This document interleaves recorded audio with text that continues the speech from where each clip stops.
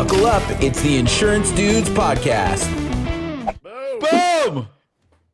Gregg! Oh, he does it down. And he does it. Look at that lighthouse right there. Yeah. Is that right by? Is that right near you? Yeah, guys, that's like 10 minutes from my office. That's out the back window.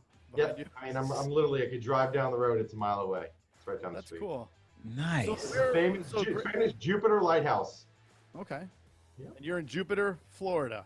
Yeah, I'm kind of on the border. So if you think about like Fort Lauderdale is here, then you've got Boca Raton, West Palm Beach, where Mr. Trump is, and then Jupiter's about 15 minutes from that, and then Jupiter Island, where all the super uber wealthy people live, is 5 minutes north of that. Tiger Woods and all those big money. So it's guys. Tiger, nice, and Trump. Correct. Right in sandwiched in between. Right in the middle, the big ballers. There you go. That's awesome. Nice.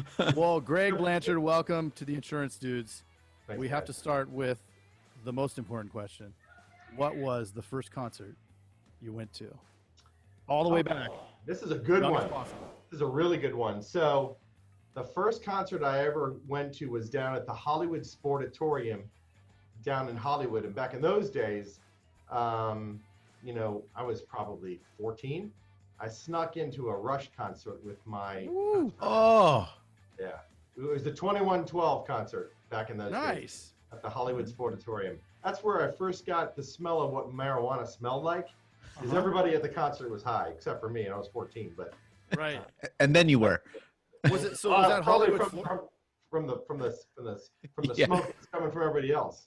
Yeah. Was that Hollywood, Florida, or Hollywood? Oh, okay. Yeah, so if you think about like the Hard Rock Cafe where the Super Bowl was, like none of that existed when I grew up. If you went, you know, west of I-95, it was all pretty much Everglades. And the only thing that they had out there was the Hollywood Sportatorium, where it was so loud and it was a great venue that it took probably 40 minutes to get there. But it was the only, you know, it was out in the boonies back in those days. So none of that existed. Wow. Weston's, you know, all those different cities you see out there, Miami Stadium, none of that existed when I grew up. Crazy. Yep. Crazy. I went to a Rush concert around, well, I know, late 80s. So it's Yeah, Presto. so that have to be like 1982. No. What? 82 or 83. Oh, that was yours was? Yeah. Mine must have been late 80s because Presto was after 2112, right? Yep. Yeah. I went to Presto. I got free tickets. Somebody just said, "Does anybody want a ticket?" And we're like, "Yeah." We were trying to buy tickets, and some guy just gave it to us, and went into the Forum, That's right. fabulous Forum in LA. Yeah. Yeah, it was awesome, man. So I know we just lost, show. you know, the greatest drummer in the history of mankind last month, and Neil Peart. So that was kind of tough for me to take. But he's kind of my hero. I always looked, you know, up to him as being one of the best musicians that I'd ever heard. You know. Yeah, he was a machine. A machine. Machine. Well, Jason's a drummer. I am. Yeah, used to be more so than I am now, but Right on. Don't ever give up that passion, man. That's awesome. yeah, I did. I gave it up for a long time, and I started playing at church, and I did that up until the fourth kid, where my wife's like, "If you have 1 second of freedom, you got to be here." I said, "Okay." She put the smack down on you. Yeah, 40th. yeah. 4 kids is a lot. I have Yeah. 6. Don't tell me about kids. I have 6. Oh, Oh, That's- wow. that's rough. That was my oldest that just came in here. So Nice. what ages are your kids? Yeah. Let's see. I've got 29, 25, 23. One's going to be 18 in a couple days. Nice. So almost. 15. And then my Oh. daughter, my 7-year-old, today's her birthday, Aliana. So she turned 7 today. Oh, it's awesome. 7. Yeah. So you got a whole nother. That's a whole nother level. I got 3 in the house and 3 out of the house. And I just got a new puppy today that my wife had purchased. So we have 3 dogs, 2 goldfish, and a hamster. So I'm pretty much running the zoo down here. I got conned into a rabbit the other day. A rabbit. There's a rabbit at our house now. Oh man. Yeah. I don't want any pets right now. Well, I'm in the danger zone. We have a less than a 1-year-old, a 2-year-old, a 4, and an 8-year-old. 5 and 8-year-old. Right? I don't know. lot. I don't know, Mine but are 2 of them are in diapers, and it's It's a lot of work right now. But we'll be out of the danger zone I use soon. this as a prop, so I can feel like I'm using it. But Heck yeah. it doesn't work, but I'm using my other one, so test it. Yes. We should For the all have our people of the coffee YouTube. mugs too. I know, man. Yes. I don't have my coffee mug. Well, for those that don't know you or haven't met you, and you've been all over the place in a certain carrier, but how did you get into insurance? What brought you to this world? Why? How? So it's a pretty funny story, actually. So I started Scratch in 2007. And the way that I got to this particular industry was, this is no lie, I was out on my boat in the summer of 2007. And I had my kids on the boat. We have a place out here called Peanut Island. So when the tide goes out, it exposes the sandbar. And Craig and I are friends on Facebook. I think Jason is too, but you guys have probably seen us where the sandbar gets exposed and everybody's just out there having a good time with dogs and drinks. And we have a good time out there. So it gets pretty busy out there. So my son went out and was walking around the island, and I guess ran into this other this kid that was on a little life raft that had like a cow on it, and they were riding this life raft with the cow around, and this dad was pulling it around. So my one son jumped on there. They became very friendly with the kids. The dad came over and had a beer and said, "Hey, my name is Lance," and blah blah blah blah blah. Nice to meet you. Long story short, I met, his wife, who's Trish, who happens to be a captive agent in my business. And long story short, we got along really, really well. We became very, very good friends. We went into an awards seminar out in over at the Cove in the Bahamas, and they just so happened, I was celebrating my anniversary, and they just so happened to have one of those award ceremonies out at the Cove in the Bahamas. And these guys were in the pool, and I'm rolling up on some of these guys. Iggy was there and Domingo was there. So all these cats are inside this pool sporting these cool watches and those Miami Prada glasses. And I'm like, man, I'm like, these guys are rolling. What do these guys do? So Trish was kind of telling me that they're the insurance business and they're agents. And, my mom had worked for State Farm for 28 years. And, I knew about the insurance business, but I didn't want to be a guy that, was in his khakis all day long, not ever going to work playing golf. That wasn't me. So right. I'm kind of more of a high adrenaline junkie. So kind of fast forward, my friend Trish said, "Hey, you should get involved in the insurance business. I've got this recruiter I should have you talk to. She's going to show you the plan," right? Just like when somebody in the old days wants to show you the Amway plan, you get a little nervous, right? Yeah. Right? They're going to sit you down. I got a plan. Come to one of these events, right? So she basically set up a meeting with one of these managers, and she actually told me the plan, said this was a great opportunity, and said you need to fill out this particular application, then we'll see if we can bring you on. 60 days later, I took my 215 license, and I took my 220 license, and literally 60 days, I got both of those licenses, and I was open 30 days after that. So that's kind of how I got the insurance business really, really quickly. What were you doing before that? So I had just sold my real estate business at the time. I had 7 real estate offices with my brother. We had a franchise out of Reno, Nevada called Assist to Sell. And that was a franchise product. There was over 900 locations. And at that time in the real estate business, you could throw a sign, in the yard and sell a house. You guys probably remember that. Phoenix was a pretty hotbed out there in California. Some of the warmer climates were just, you have multiple offers on property. And it was in the heyday, like 2000 to 2005. And I was in the real estate business, and we did really, really well. I had sold, my part of the business to a competitor. Took some time off. My mom unfortunately had passed away in 2006 of Lou Gehrig's disease, and I needed to kind of clear my head. I went through a divorce, and just really was trying to find my path.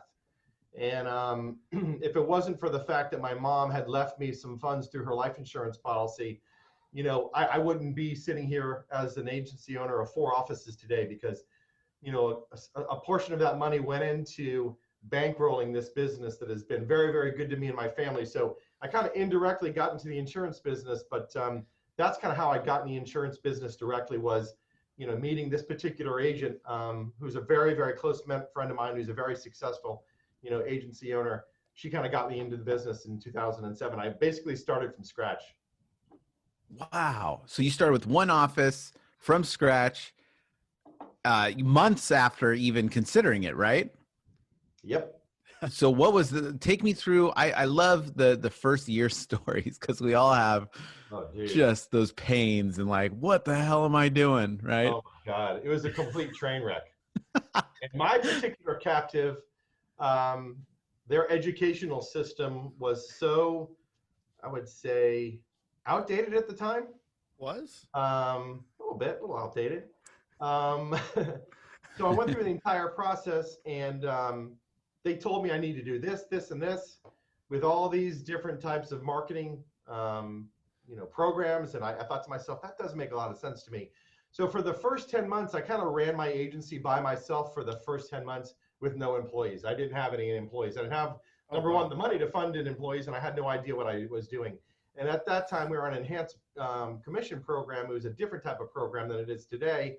But I think I sold 12 auto items in 4 months. That's all I sold. Ooh, lighten it up. Killing it. Just killing it. I had no clue. They're really happy.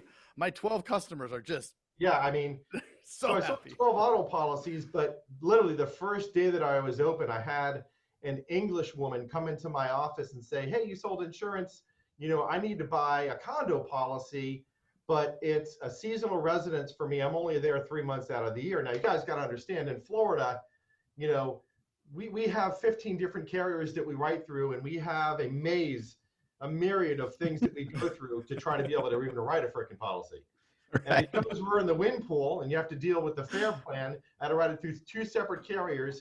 I'm trying to call my captive. Obviously, they can't help me because, well, we can't help you because that's not our product. So Right. It was a complete train wreck, guys. I mean, as bad as bad could be is how kind of I started my first day in the business. How long Wow. did it take you to write that condo? Probably 3 hours. And I had But to rely on a senior agent who was gracious enough to help me because I had no idea what I was doing. And she said, you need to write this and this, this and this, but you have to put the wind mitigation discounts in the policy, and you have to put the form, and that's only for the wind policy. If you want to write the hazard policy, that's a separate policy. Completely had no idea what I was doing. You're like, I think I sold like an $1,800 policy for a condo policy. I hope it was right. I mean, she seemed like a really nice lady. That story, there's always a similar story to that.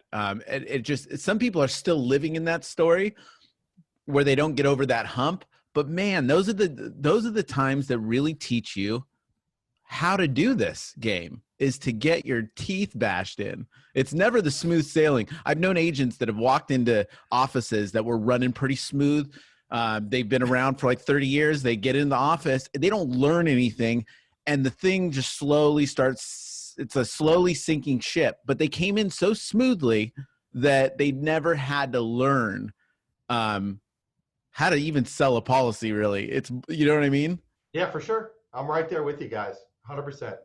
Yeah, I love that. So then take us through that. So when was the aha moment, when you went from selling 12 items in 4 months to start actually cranking? The thing about it was that it was very humbling for me, is because I was so excited. I had my office set up. I knew where all these people were going to sit. I thought the phones were going to ring my first day. I mean, in those days, there was no Facebook, right? Right. I remember the people that I graduated with, I was the one that set up a conference call with everybody to kind of keep in touch. That was kind of my Facebook group, but on a telephone, Yeah. I think I used the free conference calling platform. They gave me some, area code of 563, whatever the area code number was, to make these free conference calls. But that is the way I started to learn how everybody was doing things in the early days.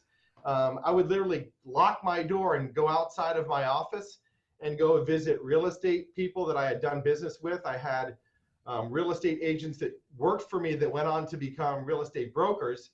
And that's kind of where I started the vendor relationships. And I thought to myself, okay, there's got to be a better way to build this business than to send direct mail and to cold call. So that was the antithesis of how I started, finding those strategic relationships and being able to build my business with a very, very low ROI. And so I remember calls would come into my cell phone, and I would, be in my car and, try to take the information down to do a quote. But all I was doing in the first literally 4 months was getting outside the office and knocking on doors and going to every single real estate function I could go to, meeting, MLS, lunch and learn, everything that I could do to educate myself, because agents in my captive, they weren't going to share anything with me at all. I mean, wow. I would call these other agents up and say, hey, I'm new on the block and I'm struggling with this.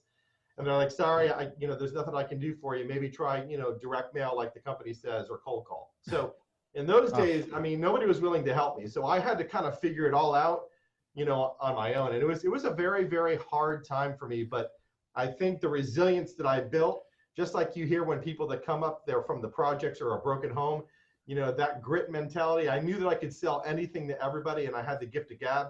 So I knew if I kind of just stayed the course with that, things would kind of turn over. And then in my 10th month, I finally hired my first employee. And my first employee came from actually the gal who got me into the business, that said, hey, listen, I got an application from this gal. She has some experience with State Farm, but I can't put her on right now because I'm too full of people. So I took her, and she is the one that kind of helped shape my business for the next 10 years after that, because she knew more about insurance than I could possibly ever know. And she had 2 years of experience. So I didn't know, my ass from my elbow then. Right. And how quickly did you realize that, okay, I need to get people in here, because if I keep doing this myself, I'm going to go crazy? So once I could afford to bring an employee on, and I saw what happened in 30 days from having a process in place with another individual, that I thought to myself, okay, I literally had her screen to screen right across from me, like you and I are looking at in front of me. She didn't know how to sell, but she sure could, service and knew the language. So I knew that if I could teach her how to sell, like all the things I've sold throughout my lifetime, and give her the gift of gab through a transfer of influence and coach her right in front of me, I knew I could replicate myself every 30 days. So after I had her, literally 30 days after that, I put 3 more associates on, and we were 4 strong for the next probably 2.5 years. Nice. Yep. Awesome. Wow. So what, during that time, as you're growing, what were some of the, I think another struggle is when you start getting employees and you don't, especially when you're new in the business, you start getting employees and you're like, I don't know what's the best use of their time and my time, and like kind of figuring out that structure. Was that difficult? Well, I think once I started to get some momentum, and I had the ability to find the tools that I needed to be successful, I kind of leaned on some people that were senior agents that finally kind of opened up, because we started to get some traction. And I originally started organically with all of us servicing everything, but I think I was one of the first agents in my marketplace to say, okay, I've got this girl that's going to only do service, and then, myself, Diane and Laritza are going to sell. So there was 3 of us selling and 1 of us serving at that particular time. So that was a very new idea back in 2007, 2008, because I didn't know anybody was doing that. Everybody was a hybrid agency. So I thought to myself, I came from the real estate business, and I know mortgage companies. Mortgage companies have got a loan officer and they have a processor. The loan officer is the rainmaker, right? And then the processor is the one that's kind of cultivating the crop, right? Making sure that everything's okay. And they're very process driven. So at an early time in my career, we kind of broke from that mold and started running in that direction. And that's kind of what was the game changer for me, was converting from the way people were doing things traditionally to a very structured, specialized agency. And then when it got to the point where it was very specialized in our market, I separated. So Laritza started to do auto, and Diane and I started to do homes, because our average home premium in Florida in those days, after the hurricanes and after our carrier shut down, our average premium was like $3,600 a policy for hurricane coverage. So I was like, you know what? Moly. Let me go and chase those big ticket items. And at the auto wasn't really much, but I thought, wow, if I could start to build my book of business with some big premiums, I'll get to where I need to be. And that's kind of how I built that business organically I built it on, one of the old agents said to me, the best way to get into the home is through the garage. And that's the house. So that's kind of how I built my business right there. That's awesome. Awesome. Yeah. And it made it worth your time because the commissions are actually such that it's worth it for sure. to do that. Right. So that's awesome. And in a lot of states where, we can do that and the premium's 500, then we have to get pretty creative about how we acquire that new business and who we have doing that. I love the specialization though, putting somebody on auto and is that something that's prevalent in Florida or? Not really, unless you have a larger agency. Most people in Florida have people selling all lines, but guys, I tell you, it's a beast in Florida with all the regulations that we have and kind of the nuances that have to do with hurricane coverage.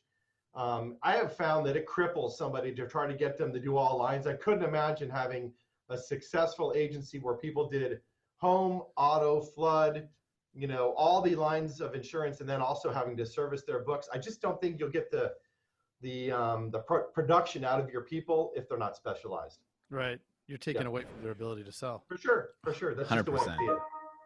Yeah. I'm lazy. Like that's what we do in our agency. And it made it so much. We were all doing everything and trying to figure it out. I mean, I remember writing a business policy and it literally took me 8 hours and it was maybe a $600 policy. I said, that's it. We're never doing business. I'm not allowing anyone to do business. We're literally just focusing on and then once we started really, the more narrow we got, the more productive we got. Because how can you expect somebody to do all that? Yeah, guys, I say this all the time to my team. Listen, you're never going to send a cardiologist to do dental surgery. You're not going to do that, right? So, right. I mean, you got to specialize. And that's when I found out that I had some people that were super, super strong, with the auto stuff because it's very, very quick and it's very transactional. I hate to say that when it really isn't. We really do things a little bit differently, but I think the sales cycle is completely different in my market, between an auto person and somebody that's auto renter, motorcycle, boat, and somebody that's consulting with a home policy because there's a lot more moving parts that go into that consultation. Yeah. Yeah. When they come when the auto prospect comes to you, it most certainly is at least at the forefront of their mind a transaction, right? This is going to be a transaction. We need to do it quick. And so whether or not you have the process to slow it down, is really critical. And then move that into, get it over to your home person or get it over to the flood person. But I love how it's broken up into specialties because then you have this, you have all the different pillars in your agency. Yeah, that works for me. Other agents, in Florida might run it differently, but I've beaten up the idea so many different times. We first tried to have people all sell lines and it was just broken and we couldn't get to our numbers. And it was funny. Last year in March, I went over to the West Coast to see Kevin Greenwell and Jeff Easton. Those guys, those guys walk on water. Those guys are some incredible agency owners. They come from a really, really good lineage of training and they're so grateful and they're humble. But they said, Greg, why are you doing it that way? Why don't you just have your guys sell all lines of insurance? It's one relationship. They capture all the information and everything is great. But the West Coast, Naples area, those guys are just kind of, everything's unicorns and rainbows out there. You come to the East Coast, Palm Beach, Boca Raton, you're talking people from New Jersey, New York, things are fast. Miami, you got a bunch of scammers down there. So you never know what you're going to get, So I came back here, I tried it for 60 days, it wrecked my business. And that's why we didn't get to where we needed to be the year before last because I changed it up and tried to have everybody selling all lines in Florida. It just didn't work. So I'll never go back to selling all lines again in Florida, I promise you. Isn't it funny? Like you can be just clicking along, everything's going great. And some idea comes along and you're like, you know what? We'll try that. When all you had to do was just pour gas on this fire over here because it was working. I may be bored or complacent or I don't know what it is. Like this could be better. It's like, no, this already is better. Let's put money on this thing. Right?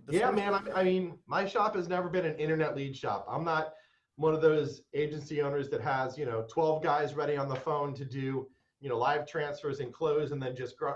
We're not like that. Our business runs so much differently than that. We've tried to get into that space, but we've just never been able to, double down on that whole process. Yeah. Direct mail all day long, relationships, center of influence. I can run with the best of them, but the internet lead game has never been one it's bear a lot of fruit for us. And I've tried that game so many different times. I've got a lot of big megas out there like me that rely on that type of business to grow, but I've just never been able to implement that in the way we do business. So everybody runs their shop differently. Florida, right? I mean, was that what you're going to say? Yeah, everything I've heard from a lead standpoint is Florida is just brutal. It's so saturated. Yeah, I guess. I mean that. And I talked some Texas is, as you guys know, is a huge market. And I talked to my buddy Justin Slocum out in Texas, and the guy spends a ton of money on internet leads and direct mail. Mm-hmm. But in those markets, they have house and auto together. So they're probably picking up house, auto. That's probably 3 items and maybe an umbrella policy, which is a 4th item. So if you got, a guy writing 60 items a month, I can see where that could happen. If in Florida, my guys could sell everything on the same paper, I mean, we would average probably 60, 70 items a producer. But the reality of the situation is it just doesn't happen that way. So you got to really get, like you guys said before, Jason, I said, you got to get kicked in the teeth a couple times to understand what you're really, really good at and what you're not good at. And what you like doing. I think this is a good point that you see a lot of people all over the internet selling incredible numbers, but we're all in different markets. And it's really important for everybody to realize, like, don't feel bad. Don't compare yourself to somebody else, especially in this business, because there's so many ways to make it happen, but really get to know your market, get to know which direction works for you. And don't beat yourself up over it. Cause I think that, I mean, when I first got into this, I beat myself up. I was in your spot where it's like, I couldn't sell more than, I mean, we had like 3 people in the office, including, 2 other people, including myself. We couldn't sell more than like 12 items a month. And I was working 12-hour days. I couldn't even get, and I always tell people this, I couldn't get my own mom to sign up for 8 months, 8 months. And I'm like, dude, I need policies. How disheartening is that, right? True, man. Yeah. Mom. Yeah, but it's like, there's, try, like and I love talking to so many people that come on here, and there's so many different ways that it works for people, and especially with personality types and stuff. But I really want to stress to everybody that's listening or watching that, dude, don't beat yourself up. Like, there's different ways to do it. And if it doesn't work in your area, it doesn't work. It's not a big deal. Well, and even the stuff that is working doesn't always work. The thing's a roller coaster, I mean, you got to hang in there. Yeah. One of my mentors, I told him I was jumping on this call before, and he said to me, he's like, don't ever chase what your captive wants you to do. Take care of what's underneath your feet, right? Because that's what really is the most important. He said, you have an amazing group of friends, you have an amazing family, you have an amazing business.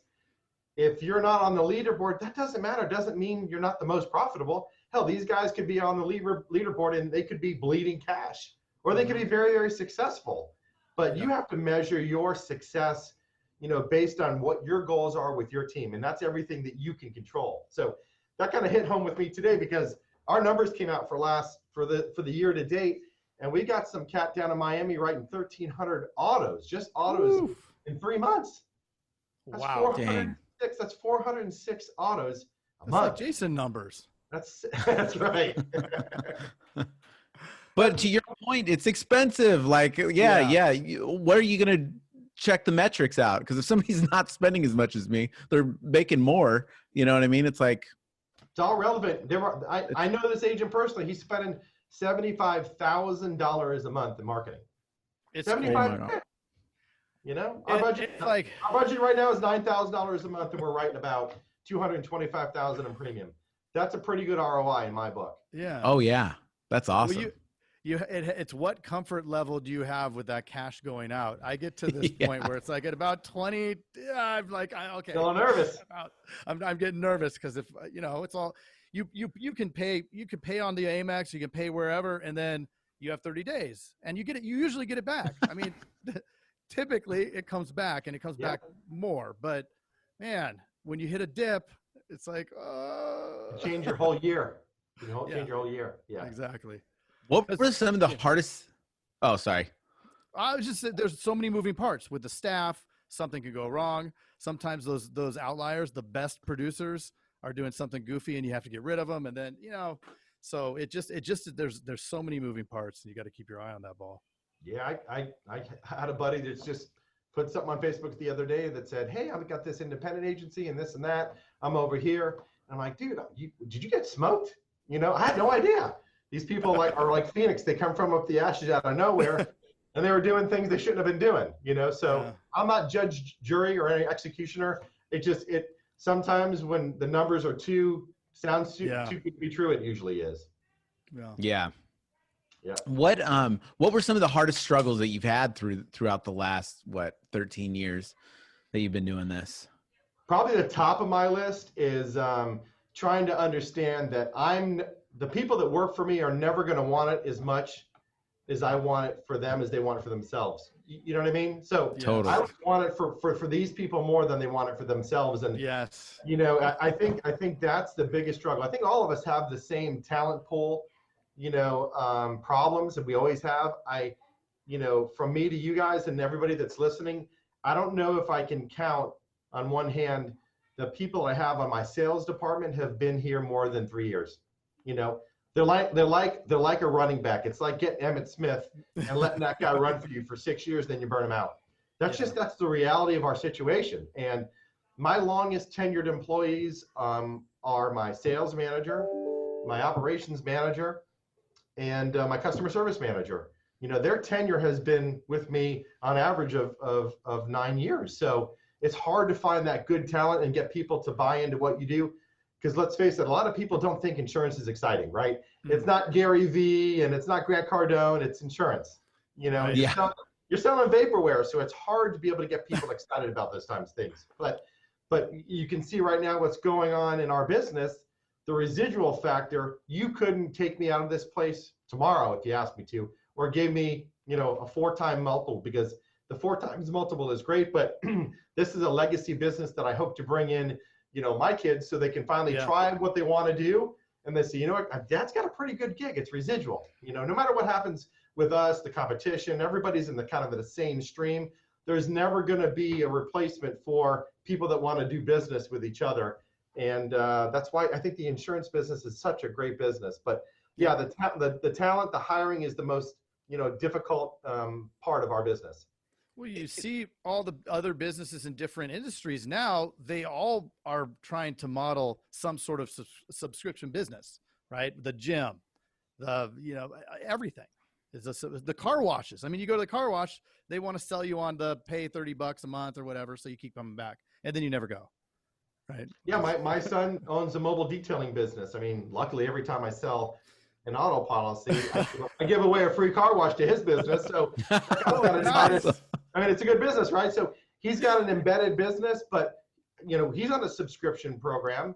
My best friend owns 3 car washes. You talk about a place that prints cash, those places are cash flow heavy, but he's on a subscription-based business. He knows down to the droplet what his profit is because he's such a good integrator in the business, right? And the subscription-based model is going to be a winner as long as you price it correctly. You give the customer what they want, and you provide exceptional customer service. And he does all of those, and everything this guy touches turns to gold. So he helped me with my son's mobile business, and they work together. So that's a very good point about the subscription-based model. Yeah. And how huge is that? Cool. This is a big nugget, actually, because you can link up with a car wash place in town, because everybody gets their car washed, right? And there's an incentive for them to even discount it, because then they're going to take a swing at selling their subscription, right? It's like free marketing. Yep. So that's why one of my staff members on Saturdays goes into this car wash and has his computer there and does quotes right there and gives away a free car wash the next time they come in. That's Boom! awesome. I love that. Right there. Drop marketing nugget. That's awesome. Going back to hiring a little bit. So where okay. And I think I know everybody struggles with the same thing. How do you approach your hiring now? So and onboarding. We're all friends here, and Dave Williams is a good friend of mine. His group hiring approach changed the business for me. I will never do a one-on-one interview again, ever. Right. I won't, because the amount of times I've got a operations manager that, will put out the ad, he'll call the prospect, he'll set up, the interview process. It'll waste an hour of it'll use an hour of my sales manager's time. 30% of the time he'll get ghosted. I think we've all been there and done that. Even when we hire these people, they ghost us. So, right. I mean, it's just the strangest phenomenon, and everybody knows that's kind of been the theme over the past probably 3 to 4 years. I'd probably say, since the market's been so good and job unemployment is so low. But we started. It was. We started the group hiring back in January, and I was a little skeptical at first, but once I got the hang of it. I can pitch and pivot and I can present with the best of them. So when I did those first 3 interviews on a Monday night, a Tuesday night, and then a Friday afternoon, I will never hire another way again, because it gives you the ability to have between 9 and 12 individuals inside your office at the same time and just ask softball questions and find out, which one's going to kind of jump out of their skin to ask and answer those questions. It doesn't necessarily mean they're the best producers, but it's all part of the process. And then after that, we send out your assessment that I use religiously because it's such a great tool. So little props on that product, because it's we won't bring anybody in unless they scored between a 9 or 90 to 90 points or 96, something like that. We won't take anybody less than a 90. So, and only maybe out of 10 people will just get one person that scores high on that scale, but that's a very good barometer of who we're going to bring in and sit down. And after that, I'd say if we get 45 people in, we'll have 8 to 10 assessments, and then we'll probably have 3 candidates that we bring in, or 4, and we'll usually hire 50% of those, because if they go through the entire process, there's a lot of different things we put them through in order for them to even come into the interview process. So it's almost like, if you're going to make this career, you have to get your license, you have to go into the training platform, and you have to take the assessment, and you have to bring in 25 deck pages. So if you can't do any of that, we don't even hire you. Isn't it interesting, though? It's so hard to get them to even show up, and then you make it so difficult for them to get through. So they have to get through this gauntlet. But when they do, they're freaking good. You got a rock star, dude. Like I still have the 2 people that I had from the group interview process that are still here. Yep. It's only been since January, but hey, that's a long time in our business. I did a great group interview in November, and I hired 5. I still have 4 of them. That's amazing. It's just, and I needed them, man. It was like month 2, and pickings out there, guys. It's slim pickings. Yeah, it is. Yeah, it's the only way to maximize your time. Your time's valuable. Why would you do one-on-ones where? Honestly, out here, it's 1 out of 3. Like, literally, it's 1 out of 3 that show up to the interview. If like, that's pretty good. That's 1 out of 3. Good ratio. Yeah. 3%. Yeah. 60, 20, 1, right? 60, you got to have 60 applicants to get to 1. Yeah, but I think what will happen is after the cycle goes through, I think we're going to see a lot of candidates that are scratching their head and saying, you know what, maybe I'm wanting to get in a stable career. Yeah. And maybe we show them and expose them to our business and say, hey, we've never shut down and I've never lost an employee. I guaranteed I had 17 people that work for me. I guaranteed everybody that we weren't going to lay off a single individual when we haven't done it. So that staying power will bring us some momentum that totally add to our team down the road. Yep. Yeah. I had that talk with, I keep doing that.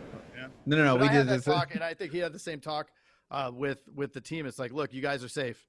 Don't freak out. Just let's keep getting results. Yep. And we found the contact ratio has gone up.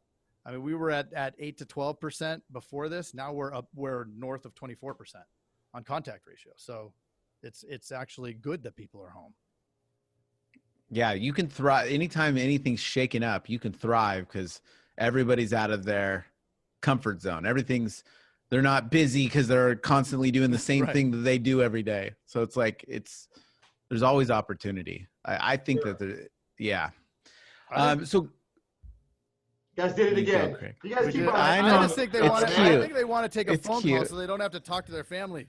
because they're going nuts with cabin fever. You know, it's like, here, let me grab this. I don't know who it is. Yeah. Right. It's the insurance company. Hurry, let me talk to them. Right. The one time. The one time. All right, I know what you're asking. Yes. So, Greg, what would be the number one piece of advice you'd give anybody coming into the insurance agency? The number one. So let me ask you a question and clarify that. The number one, Yes. maybe agency owner, or for somebody that's going to come and work into the insurance agency as a employee? I would say agency owner. You need to find a mentor, and you need to be coachable, right? And have some humility, because there is so much to learn and there's so many people out there that are willing to share. You have to be able to get into a system that you can replicate and follow what these people that train say. Because if I would have had, those mentors in my life and the training platform and access to all of these modules and coaching and call recording, dude, my business would be $40 million right now instead of $26 million, Yeah. But I'm fortunate enough to kind of come from the school of hard knocks and do things kind of the old school way, because a lot of the things that I've learned over the course of my sales career, and I've sold everything that you can think of, was that it's all about your ability to grind it out. I tell my team all the time, I can teach you how to sell. I can teach you how to overcome objections, but I can't teach you how to grind it out and stroke it out. I can't teach you how to do that. I just can't. You can't teach that grit. So that's kind of the words of advice that I would have. Make sure you find a mentor and you learn and you ask questions, because there's people. I have people, agency owners, that come into my office to train, and I will show them what to do, and they'll check in with me 6 months later, and I'll ask how they're doing. 90% of them are still where they were. You know why? Because they did not take action. Right? They came and they spent their time to come over to my agency and learn all the processes. I don't charge them for it. I just do it because I knew it's my way to pay it forward. Not all of them, but most of them say, Greg, I was going to get to that, or you know what, I didn't have the money for that, or you know what, it's probably not a good time for me to implement that process. But that, unfortunately, is the lack of ability to take action on the things that you learn from the people that know better than you do, usually what cripples everybody. They have this excuse that they need to know it better or whatever. One of my team yesterday, because we were working on our build-a-wall thing, this questioning strategy, and she said, well, I'm working on doing it. I'm like, what the hell does working on doing it mean? You need to do it, not work on, working on doing it means nothing. It means you're not doing it, right? So working on that means you're playing that game that all the kids play online where they're building the blocks, right? Are you working on it? Or are you punching through the wall? Are you making breakthroughs, right? Are you trying? Are you trying to jump on the phone? Are you role playing? Are you getting with your coach and saying, hey, can you listen to this call because it really, really didn't do well, or can you coach me on it? And you have to be 100%. proactive, right? Yep. Awesome, man. Love it. Thank you so much for coming on. This is great. Was that helpful for you guys? It was super helpful. Yeah, for sure. Definitely. Definitely some good knowledge nuggets in there. Good knowledge. Solid nuggets. Yes. Solid nuggets. Well, guys, thanks for having me on. I very much appreciate it. You guys ever get down to South Florida, you let me know. We'll take a cruise down the Intercoastal right there and head up to the sandbar. Yes. Over there. To go see the lighthouse. All right. All right, Greg. All right, guys. Thanks, man. Thanks so much, Greg. Stay safe. All right. Talk to you soon. Take care. Hey, you've got to check out the Insurance Dudes Inner Circle coming soon, where you get extended interviews as well as live coffee talks in our private Facebook group. Join the mailing list today at theinsurancedudespodcast.com. Hey, thanks for checking out the Insurance Dudes. Hey, please subscribe. We got some really great stuff coming out.